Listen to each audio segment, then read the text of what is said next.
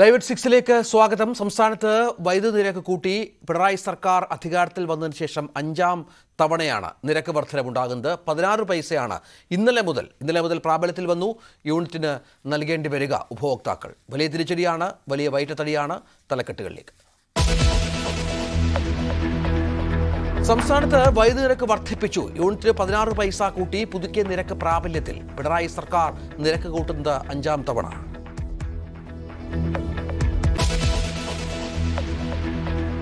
തിരുവനന്തപുരം കിഴക്കേക്കോട്ടയിൽ യാത്രികന് ദാരുണാന്ത്യം. അപകടം 2 ബസ്സുകൾക്കിടയിൽ കുടുങ്ങി. മരിച്ചത് കൊല്ലം സ്വദേശി ഉല്ലാസ്. വടകരയിൽ 9 വയസ്സുകാരിയെ ഇടിച്ചു തെറിപ്പിച്ച കാർ കണ്ടെത്തി. നിർണായക കണ്ടെത്തൽ 9 മാസത്തിന് ശേഷം.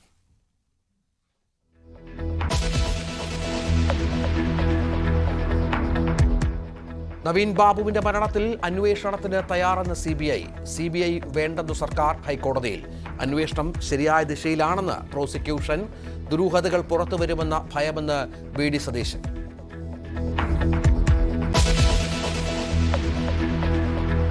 ശബരിമലയിൽ ദിലീപിന്റെ VIP ദർശനത്തിൽ ഇടപെട്ട് ഹൈക്കോടതി. എന്താണ് പ്രത്യേക അധികാരമെന്ന് ചോദ്യം. ക്രമക്കേട് നടന്നിട്ടുണ്ടെങ്കിൽ നടപടി എന്ന് ദേവസ്വം ബോർഡ്. CCTV ദൃശ്യങ്ങൾ പരിശോധിക്കുമെന്ന് PS പ്രശാന്ത്.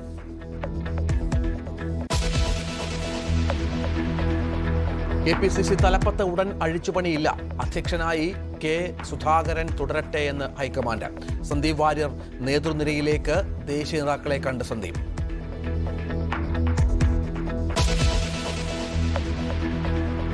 കുവൈറ്റിലെ ലോൺ തട്ടിപ്പിൽ മലയാളികൾക്കെതിരെ കേസ്. ലോൺ എടുത്ത് മുങ്ങിയത് 1425 പേർ. 20ഓളം കേസുകൾ രജിസ്റ്റർ ചെയ്തു. അന്വേഷണ ചുമതല ദക്ഷിണ മേഖല IGക്ക്.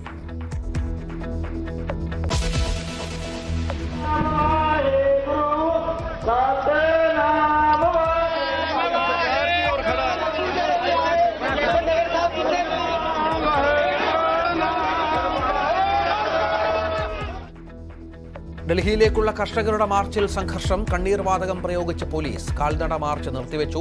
പഞ്ചാബ് ഹരിയാന അതിർത്തിയിലേക്ക് കർഷക പ്രവാഹം. രാജ്യസഭയിൽ നോട്ടുകെട്ടുകൾ കണ്ടെത്തിയതിൽ അന്വേഷണം.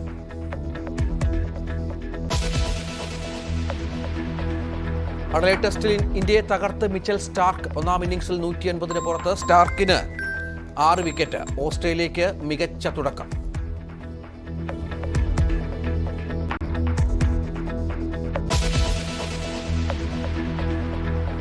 ആഘാതമായി നിരക്ക് വർധനവ്.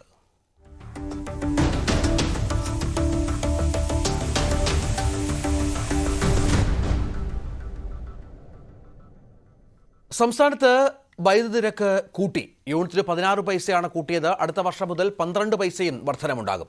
VV വിനോദ് ഏറ്റവും പുതിയ വിവരങ്ങൾ പങ്കുവെക്കുകയാണ്. വിനോദ്, നേരത്തെ ഇങ്ങനെ വർധനവുമായി ബന്ധപ്പെട്ട് റെഗുലേറ്ററി കമ്മീഷന്റെ തീരുമാനമുണ്ടായിരുന്നു. ഇപ്പോൾ എത്ര വരെയാണ് തീരുമാനിച്ചിരിക്കുന്നത്? എത്ര വലിയ തിരിച്ചടിയാണ് ഉപഭോക്താക്കൾക്ക് സംഭവിക്കുന്നത്?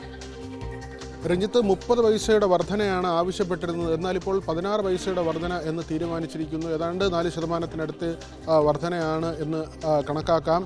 നേരത്തെ 6% വരെ വർദ്ധിപ്പിച്ച സമയമുണ്ട്. ഈ 2 പിണറായി സർക്കാരുകളിലായി 5 തവണയാണ് വൈദ്യുതി നിരക്കിൽ വർധനയുണ്ടായത്. അടിക്കടി ഉണ്ടാകുന്ന വൈദ്യുതി നിരക്കിലെ വർധന അത് സാധാരണക്കാരനെ സംബന്ധിച്ച് വലിയ തിരിച്ചടി തന്നെയാണ്. വലിയ ഭാരമാണ് അവർക്ക് മേലിലേക്ക് വരുന്നത്.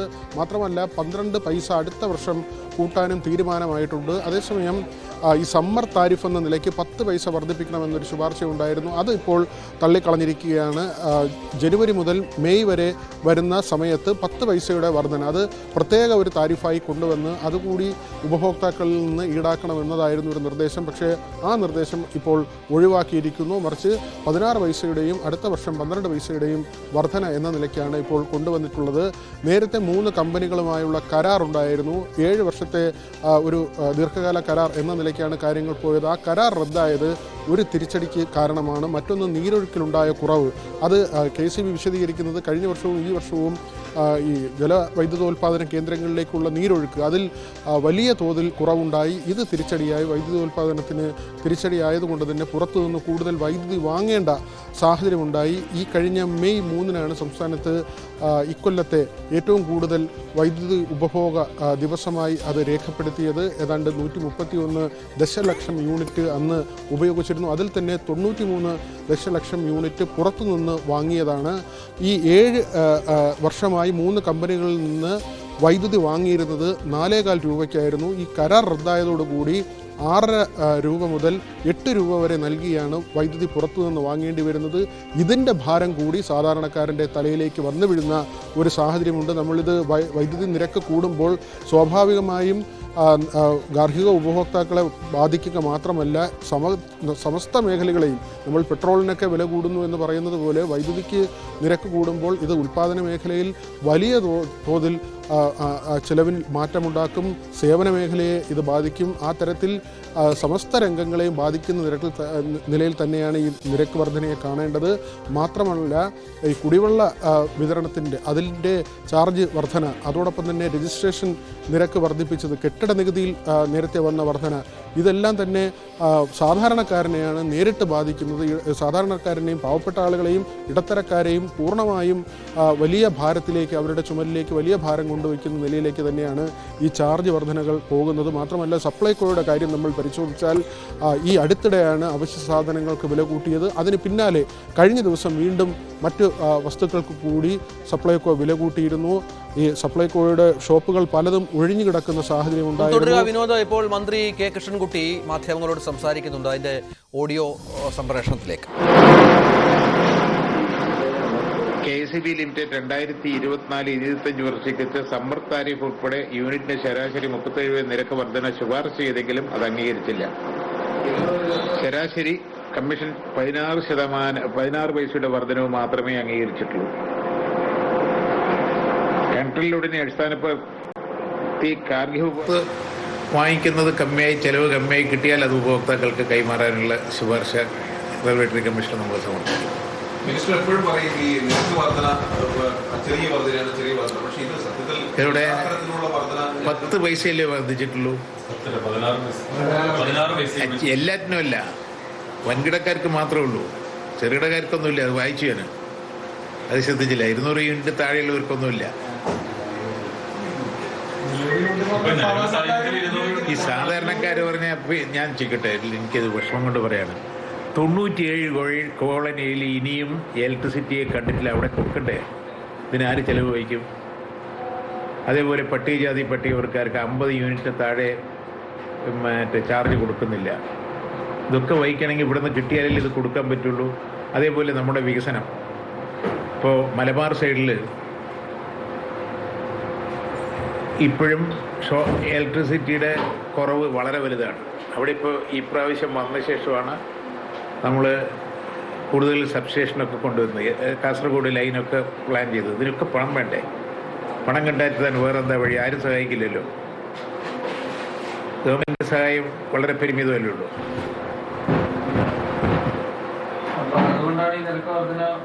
അല്ല, വരവ് പിടിച്ചു നിൽക്കട്ടെ. അതുകൊണ്ട് സാധാരണക്കാർക്ക് നമുക്ക് പകൽ കുറച്ച് വില കിട്ടുമ്പോൾ നമ്മളത് ഉപഭോക്താക്കൾക്ക് കൊടുക്കാനുള്ളൊരു തീരുമാനം എടുത്തിട്ടുണ്ട്. പ്രതീക്ഷിച്ച അതാണ് അടുത്ത വർഷം മുതൽ യൂണിറ്റിന് 12 പൈസ, അതായത് 16 പൈസയാണ് ഇപ്പോൾ കൂടിയിരിക്കുന്നത് എന്നാണ് അദ്ദേഹം പറഞ്ഞത്. പക്ഷേ 10 പൈസ മുതലുള്ള വ്യത്യാസമുണ്ടാകും. അതിൻ്റെ ഒരു വ്യക്തത, അതിൻ്റെ ഒരു ക്ലാരിറ്റി വരാനുണ്ട് എന്നാണ് മന്ത്രിയുടെ വാക്കുകൾ വ്യക്തമാക്കുന്നത്. നമുക്കത് അല്പസമയത്തിനകം അത് ലഭ്യമാകുമെന്നും പ്രതീക്ഷിക്കാം. മറ്റു വാർത്തയിലേക്ക്. തിരുവനന്തപുരം കിഴക്കേക്കോട്ടയിൽ ബസ്സുകൾക്കിടയിൽ പെട്ട കേരള ബാങ്ക് ജീവനക്കാരുടെ ദാരുണാന്ത്യം. കൊല്ലം സ്വദേശി ഉല്ലാസ് മുഹമ്മദാണ് കൊല്ലപ്പെട്ടത്. ബസ് ഡ്രൈവർമാരെ പോലീസ് കസ്റ്റഡിയിലെടുത്തു. കിഴക്കേക്കോട്ടയിലെ അശാസ്ത്രീയ ഗതാഗത സംവിധാനത്തിന് ഒരിര കൂടി. ചാലാപ്പള്ളിയിൽ ജുമാ നമസ്കാരം കഴിഞ്ഞു വന്ന ഉല്ലാസ് മുഹമ്മദ് അപകടത്തിൽപ്പെട്ടത് ഉച്ചയ്ക്ക് 1:30 ബസ് സ്റ്റാൻഡിന് മുന്നിൽ നിന്ന് വലത്തേക്ക് തിരിഞ്ഞ് KSRTC ബസ്സിനും സ്വകാര്യ ബസ്സിനും ഇടയിൽ പെടുകയായിരുന്നു. സീബ്ര ക്രോസിംഗിൽ ആണ് അപകടം. ആ സമയത്താണ് ഓപ്പോസിറ്റ് സൈഡിൽ ഇങ്ങനെ ഒരു ബഹളം കേട്ടിട്ട് ഞങ്ങൾ നോക്കുന്ന സമയത്ത് ഈ പ്രസ്തുത വ്യക്തി 2 ബസ്സിനിടയിൽ ജാമായി നിൽക്കുന്നതാണ് കാഴ്ച കണ്ടത്. അപ്പോൾ ഒരുപാട് ആളുകൾ ഈ KSRTC പിന്നെ ഡ്രൈവറോട് പറയുന്നുണ്ട് ബസ് പുറകിലേക്ക് എടുക്കാനും, അല്ലെങ്കിൽ ആ ബസ് ഓപ്പോസിറ്റുള്ള ഡ്രൈവർ പ്രൈവറ്റ് ബസ്സിനോട് മുന്നോട്ടെടുക്കാനും പറയുന്നുണ്ട്. പക്ഷേ രണ്ടുപേരും എടുക്കാൻ ആദ്യഘട്ടത്തിലൊന്നും തയ്യാറായില്ല. അപകട സമയത്ത് ഒരു ട്രാഫിക് പോലീസുകാരനും സ്ഥലത്തുണ്ടായിരുന്നു. ആക്സിഡന്റ് പെട്ടെന്ന് ഒരു സൗണ്ട് കേട്ട് നോക്കിയപ്പോഴാണ് പുള്ളി രണ്ട് ബസ്സിന്റെ ഇടയിലായിപ്പോയി പുള്ളി. അങ്ങനെ നാട്ടുകാരെല്ലാവരും കൂടി ചേർന്ന് സൈഡിലോട്ട് എടുത്ത് നടത്തി ഫോർട്ട് സ്റ്റേഷന്റെ വണ്ടി വന്ന് ജീപ്പിൽ സാറ് കൊണ്ടുപോയി. നിരന്തരം അപകടം നടക്കുന്ന ഇവിടെ ഉച്ചകഴിഞ്ഞാൽ പോലീസുകാർ ഉണ്ടാകില്ലെന്ന് നാട്ടുകാരും കച്ചവടക്കാരും പരാതി പറയുന്നു. നമ്മളിത് കണ്ടുകൊണ്ട് സ്ഥിരം ഇവിടെ നടക്കുന്ന സംഭവമാണ്. ഇവിടെ അവിടെ നടക്കുന്ന സംഭവം സ്ഥിരം നടക്കുന്നതാണ്. ഇത് പോലീസിനെ അനർത്ഥം കൊണ്ട് നടക്കുന്നതാണ്. അവരുടെ ഡ്യൂട്ടി കഴിഞ്ഞാൽ അവർ ഒരു നേരം അവർ പോകും. 24 മണിക്കൂർ ഉണ്ടായിരുന്നെങ്കിൽ ഇത്ര സംഭവിക്കത്തില്ല. നേരത്തെയും അടിക്കടി അപകടമുണ്ടായിരുന്ന കിഴക്കേക്കോട്ടയിൽ അപകടമുണ്ടാകുന്നതിന്റെ അടുത്ത ദിവസങ്ങളിൽ പോലീസും KSRTCയും പ്രത്യേക ക്രമീകരണങ്ങൾ ഒരുക്കും. പിന്നെ തോന്നുംപടിയാകും ബസ്സുകളുടെ സഞ്ചാരം.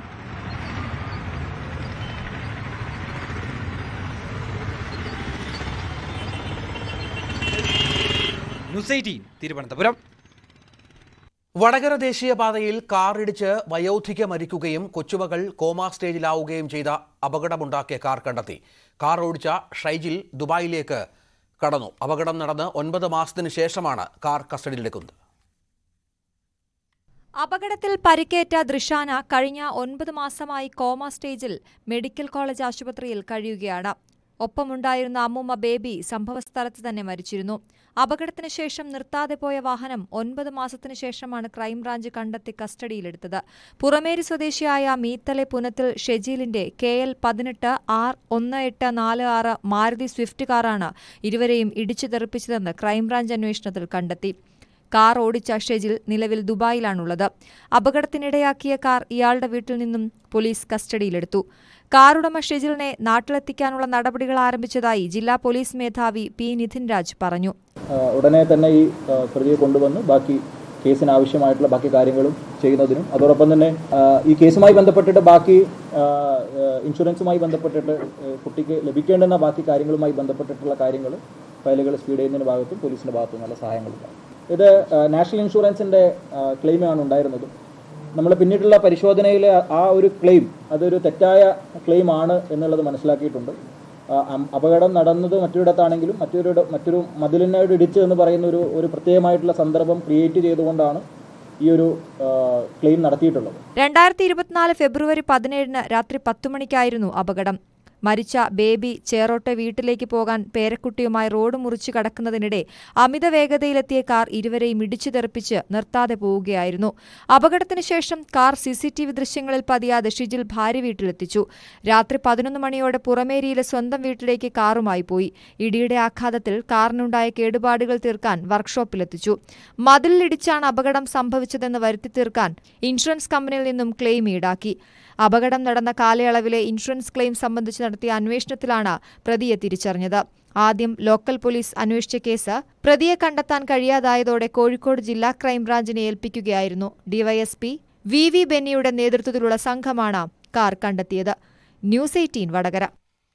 നവീൻ ബാബുവിന്റെ മരണത്തിൽ കോടതി പറഞ്ഞാൽ അന്വേഷണം ഏറ്റെടുക്കാമെന്ന് CBI ഹൈക്കോടതിയിൽ. എന്നാൽ അന്വേഷണത്തിന് CBI തയ്യാറാണോ എന്നല്ല, CBI അന്വേഷണം ആവശ്യമാണോ എന്നാണ് പരിശോധിക്കുന്നതെന്നും കോടതി വ്യക്തമാക്കി. നേരത്തെ CBI അന്വേഷണം വേണ്ടെന്ന് സർക്കാർ ഹൈക്കോടതി അറിയിച്ചിരുന്നു. CPMുമായി ബന്ധപ്പെട്ട ദുരൂഹതകൾ പുറത്തുവരുമെന്ന ഭയമാണ് സർക്കാരിനെന്ന് പ്രതിപക്ഷ നേതാവ് VD സതീശൻ വിമർശിച്ചു. നവീൻ ബാബുവിന്റെ മരണം സംബന്ധിച്ച അന്വേഷണത്തിന്റെ കേസ് ഡയറി ഹാജരാക്കാൻ പ്രോസിക്യൂഷൻ കൂടുതൽ സമയം ആവശ്യപ്പെട്ടു. അന്വേഷണത്തിന് CBIയുടെ ആവശ്യമില്ല. അന്വേഷണം നേരായ വഴിയിലെന്നും പ്രോസിക്യൂഷൻ. കോടതി പറഞ്ഞാൽ അന്വേഷണം ഏറ്റെടുക്കാമെന്ന് CBI വ്യക്തമാക്കി. എന്നാൽ CBI തയ്യാറാണോ എന്നല്ല നോക്കുന്നതെന്നും CBI അന്വേഷണം ആവശ്യമാണോ എന്നാണ് പരിശോധിക്കുന്നതെന്നും കോടതി പറഞ്ഞു. അന്വേഷണം പക്ഷപാതപരമാണെന്ന് ബോധ്യപ്പെടുത്താൻ തെളിവ് വേണം. ഉന്നത ഉദ്യോഗസ്ഥന് മേൽനോട്ട ചുമതല നൽകിയാൽ മതിയോ എന്നും ഹൈക്കോടതി ചോദിച്ചു. അന്വേഷണം ശരിയായ ദിശയിലാണോ എന്നറിയാൻ കേസ് ഡയറി പരിശോധിക്കുമെന്നും ഹൈക്കോടതി വ്യക്തമാക്കി. അതേസമയം CBI വേണ്ടെന്ന സർക്കാർ നിലപാടിനെതിരെ പ്രതിപക്ഷ നേതാവ് VD സതീശൻ രംഗത്തെത്തി. ആരുടെ ബിനാമിയാണ് ഈ പ്രശാന്തൻ? എന്തുകൊണ്ടാണ് പ്രശാന്തനെതിരായി കേസെടുക്കാത്തത്?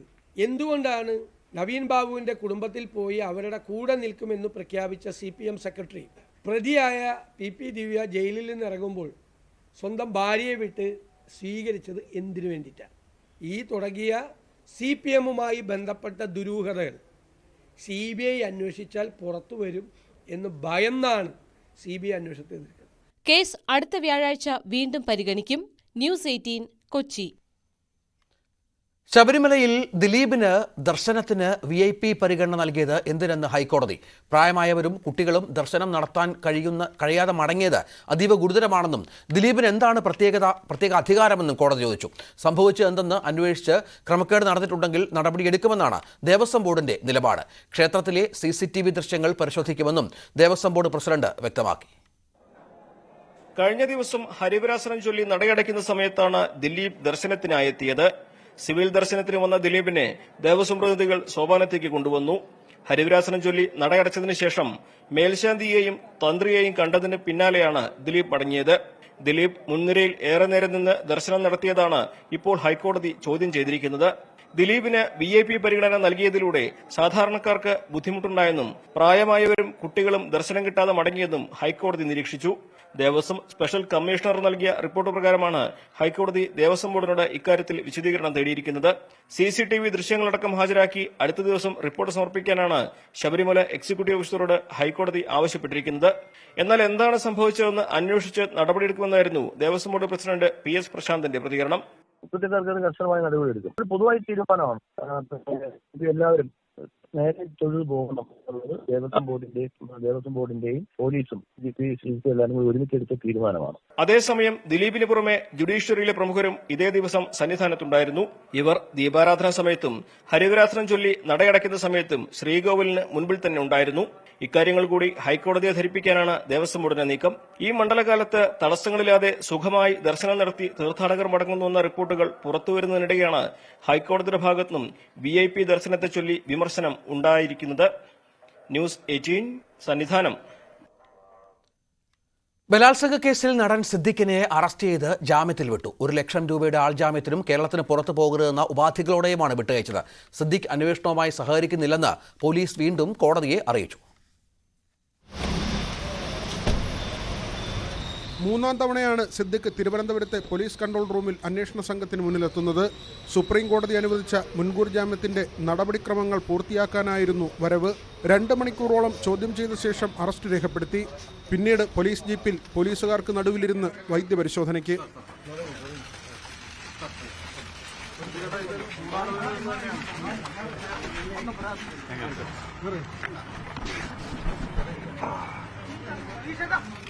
വഞ്ചിയൂർ 1-ാം ക്ലാസ് മജിസ്ട്രേറ്റ് കോടതിയിൽ ഹാജരാക്കിയപ്പോഴും സിദ്ദിഖ് അന്വേഷണത്തോട് സഹകരിക്കുന്നില്ലെന്ന പതിവ് ആരോപണം പോലീസ് ആവർത്തിച്ചു.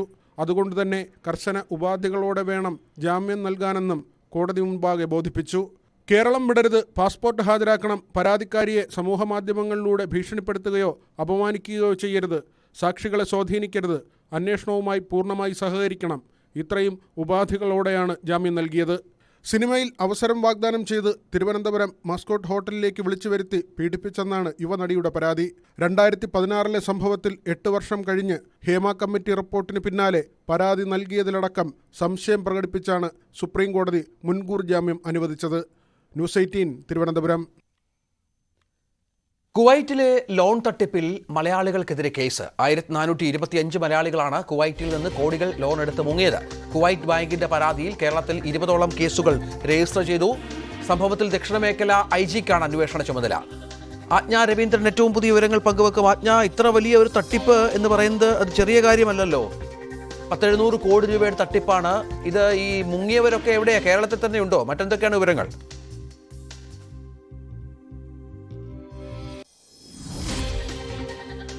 രഞ്ജിത്ത്, 1425 മലയാളികൾക്കെതിരെയാണ് അന്വേഷണമുള്ളതെങ്കിൽ തന്നെ 20-ലധികം കേസുകൾ ഇപ്പോൾ ഇതുമായി ബന്ധപ്പെട്ട് രജിസ്റ്റർ ചെയ്തിട്ടുണ്ട്. ഗൾഫ് ബാങ്ക് ഓഫ് കുവൈറ്റിൽ നിന്നും കോടികൾ ലോൺ എടുത്തിട്ടാണ് ഈ ആളുകളൊക്കെ മുങ്ങിയിരിക്കുന്നതെന്നാണ് പരാതി നൽകിയിരിക്കുന്നത്. ഇതുമായി ബന്ധപ്പെട്ട് ഗൾഫ് ബാങ്ക് ഓഫ് കുവൈറ്റിലെ അധികൃതർ തിരുവനന്തപുരത്തെത്തി പോലീസ് ആസ്ഥാനവുമായി ബന്ധപ്പെട്ട ശേഷമാണ് ദക്ഷിണമേഖല IG-ക്ക് ഇതിന്റെ അന്വേഷണ ചുമതലയുണ്ടായത്. ദക്ഷിണമേഖല IG ഇതിനെ സൂപ്പർവൈസ് ചെയ്തുകൊണ്ടുള്ള ഒരു ടീമായിരിക്കും ഈ അന്വേഷണം നടത്തുക. ക്രൈംബ്രാഞ്ചിലേക്കും അന്വേഷണം വ്യാപിപ്പിക്കാനാണ് സാധ്യത. ലോൺ എടുത്ത ശേഷം മറ്റ് രാജ്യങ്ങളിലേക്ക് മുങ്ങുകയാണ് ചെയ്തത്. ബാങ്കിന്റെ പരാതിയിലാണ് ഇപ്പോൾ ഈ നടപടി മുന്നോട്ട് പോയിക്കൊണ്ടിരിക്കുന്നത്. ബാങ്ക് തട്ടിപ്പുമായി ബന്ധപ്പെട്ടാണ് ഈ തട്ടിപ്പുമായി ബന്ധപ്പെട്ട കുവൈറ്റ് ടീം കേരളത്തിലെത്തുകയും ഇതുമായി ബന്ധപ്പെട്ട രേഖകൾ രേഖകൾ പോലീസിന് കൈമാറുകയും ചെയ്തിട്ടുണ്ട്. നമുക്കറിയാവുന്നതുപോലെ 20-ലധികം കേസുകളാണ് ഇപ്പോൾ FIR രജിസ്റ്റർ ചെയ്ത കേസിൽ അന്വേഷണം തുടങ്ങിയിട്ടുള്ളത്. 20-ലധികം കേസുകളാണ്. പക്ഷേ 1425 മലയാളികളാണ് ഈ തട്ടിപ്പുമായി ബന്ധപ്പെട്ട്. ഇതിൽ 700-ലധികം പേര് നഴ്സുമാരാണ്. അതും കുവൈറ്റ് മിനിസ്റ്ററിയൽ ലെവലുമായി ബന്ധപ്പെട്ടുള്ള ആളുകളാണ്. ഈ നഴ്സുമാരാണ് ഇതിൽ പങ്കാളികളായിട്ടുള്ളത് എന്നുമാണ് വ്യക്തമാക്കാൻ കഴിഞ്ഞിരിക്കുന്നത്. 2020 മുതൽ 2022 വരെയുള്ള കോവിഡ് കാലത്താണ് ഏറെയും ആളുകൾ ലോൺ എടുത്ത് മുങ്ങിയിട്ടുള്ളത്. 60 ലക്ഷം രൂപ മുതൽ 2 കോടി വരെ രൂപയുടെ തട്ടിപ്പാണ് നടത്തിയിട്ടുള്ളത്. അതായത് 1000-ലും മുകളിൽ മലയാളികളായുള്ള ആളുകൾക്കെതിരെ നടപടിയുണ്ടാകും. ഇതിൽ 700 പേരോളം നഴ്സുമാരാണ് എന്നുള്ളതും ഏറ്റവും പ്രധാനപ്പെട്ട കാര്യമാണ്. ആജ്ഞ രവീന്ദ്രനാണ് വിവരങ്ങൾ പങ്കുവച്ചത്. ഇടവേള. ഡൽഹിയിലേക്കുള്ള കർഷകരുടെ കാൽനട മാർച്ച് തൽക്കാലത്തേക്ക് നിർത്തിവെച്ചു. സംഘർഷത്തെ തുടർന്ന് നിരവധി പേർക്ക് പരിക്കേറ്റ സാഹചര്യത്തിലാണ് തീരുമാനം.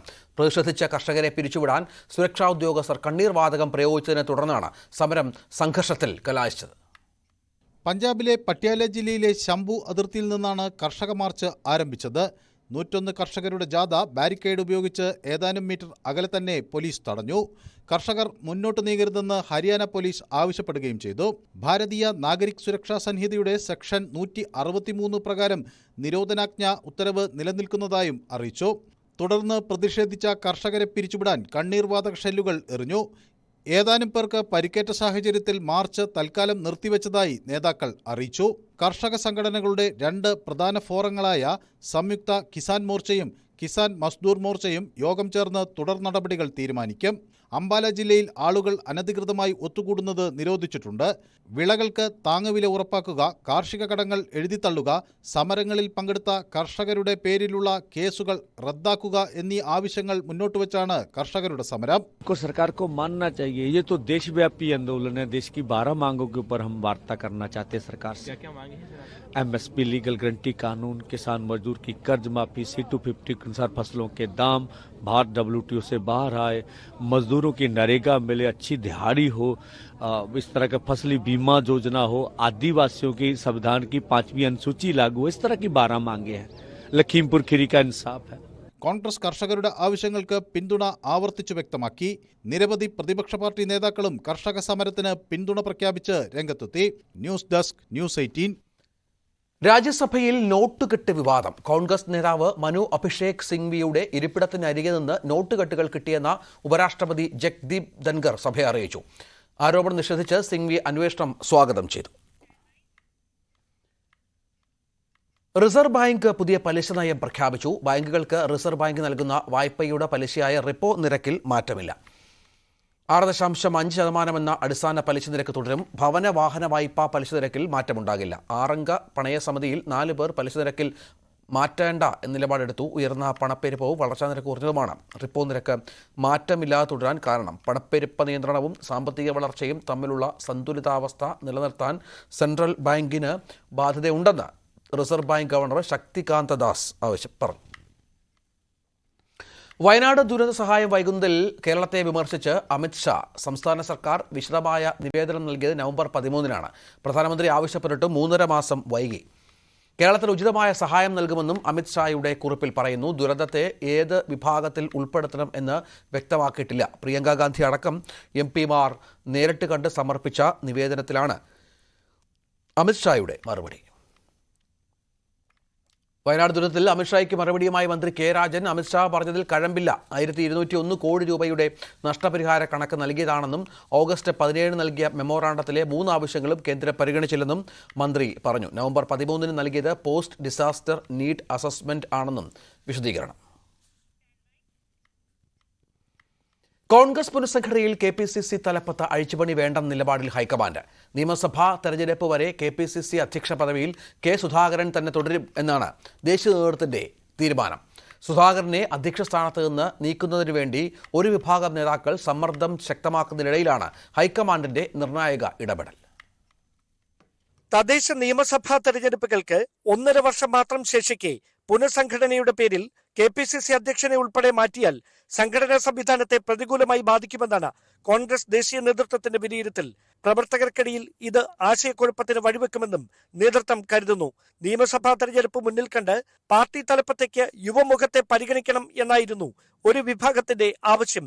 എന്നാൽ ഈ നീക്കത്തിന് പിന്നിൽ കെ സുധാകരനോടുള്ള രാഷ്ട്രീയ വിയോജിപ്പാണെന്നാണ് നേതൃത്വത്തിന്റെ നിരീക്ഷണം. അധ്യക്ഷ സ്ഥാനത്തേക്ക് സുധാകരൻ എത്തിയതിനു ശേഷം നടന്ന നിയമസഭാ ഉപതെരഞ്ഞെടുപ്പുകളിലും ലോക്സഭാ തെരഞ്ഞെടുപ്പിലും UDFന് മുന്നേറ്റം ഉണ്ടാക്കാനായതും അദ്ദേഹത്തിന് അനുകൂല ഘടകമായി. അതേസമയം പ്രതിപക്ഷ നേതാവ് VD സതീശനുമായി നിലനിൽക്കുന്ന അഭിപ്രായ വ്യത്യാസം ദേശീയ നേതൃത്വത്തിന് തലവേദനയായതോടെയാണ് KPCC അധ്യക്ഷനെ മാറ്റണമെന്ന നിലപാട് ഒരു വിഭാഗം ശക്തമാക്കിയത്. എന്നാൽ ലോക്സഭാ തെരഞ്ഞെടുപ്പിൽ കണ്ണൂർ മണ്ഡലത്തിൽ നിന്ന് വൻ ഭൂരിപക്ഷത്തിൽ സുധാകരൻ വിജയിച്ചതോടെ ഈ നീക്കങ്ങൾക്ക് തിരിച്ചടിയായി.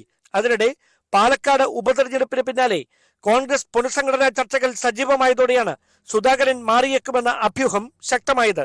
എന്നാൽ KPCC അധ്യക്ഷനെ മാറ്റിയാൽ പ്രതിപക്ഷ നേതാവ് മാറണമെന്ന നിലപാട് സുധാകരപക്ഷം കടുപ്പിച്ചതോടെ അനുനയ നീക്കത്തിന് ഹൈക്കമാൻഡ് നേതൃത്വം ഇടപെടുകയായിരുന്നു. ഹൈക്കമാൻഡ് നേതൃത്വവുമായി നടത്തിയ ചർച്ചയിൽ അനുകൂല തീരുമാനമുണ്ടായതിന്റെ കരുത്തിലാണ് KPCC അധ്യക്ഷൻ ഇന്ദിരാഭവനിലേക്ക് മടങ്ങിയെത്തുന്നത്. താഴെത്തട്ട് മുതൽ തെരഞ്ഞെടുപ്പിന് വേണ്ടി പാർട്ടിയെ സജ്ജമാക്കുക എന്ന ദൗത്യം കെ സുധാകരന് മുമ്പിൽ തീർക്കുന്നതാകട്ടെ വലിയ വെല്ലുവിളിയും. തിരുവനന്തപുരത്ത് നിന്ന് ഡാൻ കുര്യൻ, News 18. BJP വിട്ട് കോൺഗ്രസ് ക്യാമ്പിൽ ചേക്കേറിയ സന്ദീപ് വാര്യർക്ക് KPCCയുടെ നിർണായക പദവി നൽകും. ഹൈക്കമാൻഡ് നേതൃത്വവുമായി നടത്തിയ കൂടിക്കാഴ്ചയിലാണ് തീരുമാനം. അസംതൃപ്തരായ കൂടുതൽ BJP നേതാക്കളെ കോൺഗ്രസിലേക്ക് എത്തിക്കാനും നീക്കമുണ്ട്. പാലക്കാട് ഉപതെരഞ്ഞെടുപ്പ് പ്രചാരണത്തിനിടയിൽ BJPയെയും CPMനെയും ഞെട്ടിച്ച രാഷ്ട്രീയ നീക്കത്തിലൂടെയാണ് സന്ദീപ് വാര്യർ കോൺഗ്രസ് പാളയത്തിലേക്ക് എത്തിയത്. പാലക്കാട് നഗരമേഖലകളിൽ BJP വോട്ട് ബാങ്കിൽ വിള്ളൽ വീഴ്ത്താൻ സന്ദീപിന്റെ കടന്നുവരവ് ഗുണം ചെയ്തെന്നാണ് കോൺഗ്രസ് നേതൃത്വത്തിന്റെ വിലയിരുത്തൽ.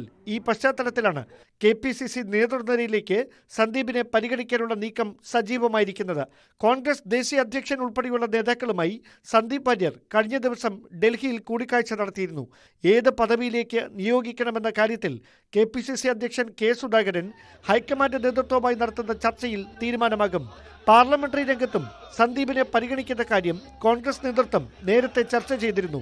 വരുന്ന നിയമസഭാ തെരഞ്ഞെടുപ്പിൽ വടക്കൻ ജില്ലകളിലെ ജയസാധ്യതയുള്ള ഒരു മണ്ഡലത്തിൽ സന്ദീപ് വാര്യരെ കോൺഗ്രസ് സ്ഥാനാർത്ഥിയാക്കിയേക്കുമെന്നാണ് സൂചന. തദ്ദേശ നിയമസഭാ തെരഞ്ഞെടുപ്പുകൾ മുന്നിൽ കണ്ട് അസംതൃപ്തരായ കൂടുതൽ BJP നേതാക്കളെ കോൺഗ്രസ് പാളയത്തിലേക്ക് എത്തിക്കാൻ സന്ദീപ് വാര്യർക്ക് നിർണായക പദവി നൽകുന്നതിലൂടെ കഴിയുമെന്നാണ് പാർട്ടി ദേശീയ നേതൃത്വത്തിന്റെ അടക്കം വിലയിരുത്തൽ. News 18 തിരുവനന്തപുരം. ഓസ്ട്രേലിയക്കെതിരായ അഡലേഡ് ക്രിക്കറ്റ് ടെസ്റ്റിൽ ഇന്ത്യ ഒന്നാം ഇന്നിംഗ്സിൽ 180 പുറത്ത്. ടോസ് നേടി ബാറ്റിംഗിന് ഇറങ്ങിയ ഇന്ത്യയെ 6 വിക്കറ്റ് നഷ്ടത്തിൽ 6 വിക്കറ്റ് വീഴ്ത്തിയ മിച്ചൽ സ്റ്റാർക്കാണ് എറിഞ്ഞിട്ടത്. 42 റൺസ് എടുത്ത് നിതീഷ് റെഡ്ഡിയാണ് ടോപ്പ് സ്കോറർ. രാഹുൽ 37ഉം ശുഭ്മാൻ ഗിൽ 31 റൺസ് എടുത്തപ്പോൾ വിരാട് കോഹ്ലിയും രോഹിത് ശർമ്മയും നിരാശപ്പെടുത്തി. ആദ്യ ഇന്നിംഗ്സിൽ മറുപടി ബാറ്റിംഗിന് ഇറങ്ങിയ ഓസ്ട്രേലിയയ്ക്ക് മികച്ച തുടക്കം ലഭിച്ചു. ആദ്യ ദിനം കളി അവസാനിപ്പിച്ചപ്പോൾ 1 വിക്കറ്റ് നഷ്ടത്തിൽ 86 എന്ന നിലയിലാണ്.